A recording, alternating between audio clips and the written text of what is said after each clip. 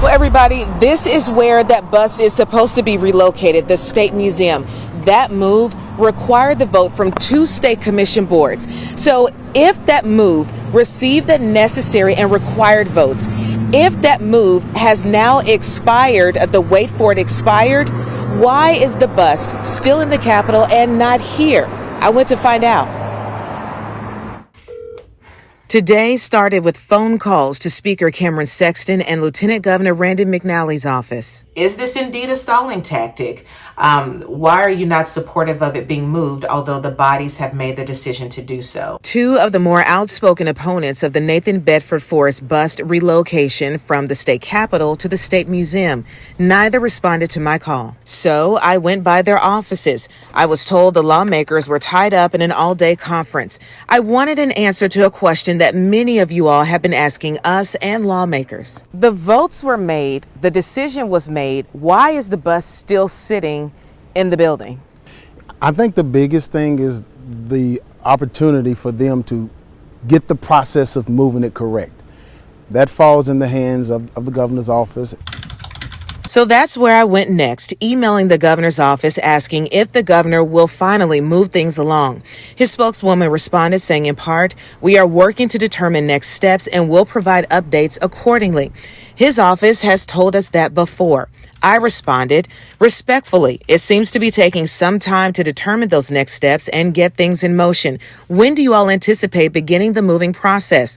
But never got a response. The decision has been made and nothing's been done. What kind of message does that send? Every day that bus stays there is a new day of pain. Every day that's a new day of frustration. And I hope that it rises to the level of priority where it's moved and moved quickly. So you all know we continue to press for those answers to questions you are asking. I can tell you the governor's office did get back with me just a few minutes before my live shot and said, again, that they are working on it, that the monument, the bust is very precious and it takes a lot of coordination, and they are committed to making good on the vote and moving it. And again, I asked for a timeline. I'm told we should be getting that information sometime soon. We will stay on top of this and let you know how everything goes. It's now been 1,467 days since Metro Council approved body-worn cameras. Today, every officer in the 8 precincts now equipped. Why it took so long to implement these body cameras, multiple years. This is one of the most costly projects the city has ever undertaken. So when you have something that's that expensive in an environment such as we've been operating in the last few years, with funding being cut, with a pandemic going on. Here's a timeline. Metro Council approved $15 million for body cameras back in July of 2017. Mayor John Cooper put a stop to the order because of a budget crisis in 2019. The city renegotiated better contracts with body camera vendors to reduce the cost from $40 million to around $2 million. Did you look at other police departments and how they were implementing body cameras? Because San Jose, Seattle, they have around 1,400 officers at well, and it took them about a year to get the body cameras fully implemented. Why not learn from them? So that was my first duty, was to give these agencies that are our size a call. What do you think went wrong then if you know, it took San Jose and Seattle a year?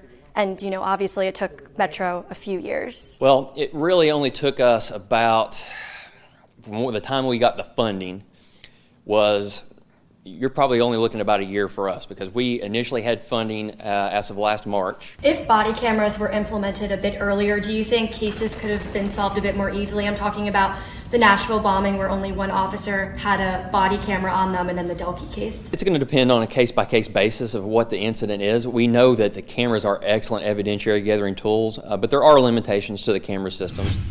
The home I love and cherish won't be here anymore. The WC Company mobile home community on Dickerson Pike has nearly 50 families facing a housing crisis. He should have gave us more time. Johanna says she and others were told they have until the end of August to vacate the property owned by Tony Klaus, who rents and sells mobile homes to residents. I have heard from some residents that they bought a trailer from him 6 months ago. Cecilia Prado with Nashville's Workers' Dignity is a voice for those feeling silenced. She insists Klaus knew he was selling his property back in June of last year, a claim that Public Records backs up. That was like a bucket of ice water for every single family here. Prado says many of the mobile home owners spent their life savings on recent renovations. But tonight, some say moving their mobile home is not feasible due to the structure's old age.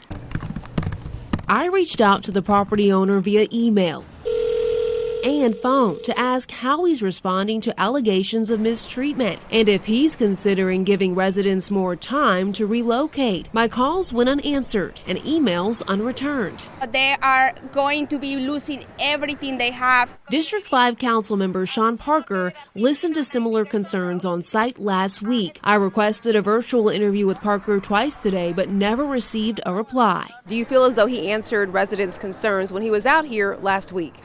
Sean will have to approve or block the zoning change that is required for the New Orleans developer to build a bunch of luxury condos in this property. According to Sean, he is on the side of the residents, but that's not something that we'll know for sure until August 3rd, which is the zoning hearing.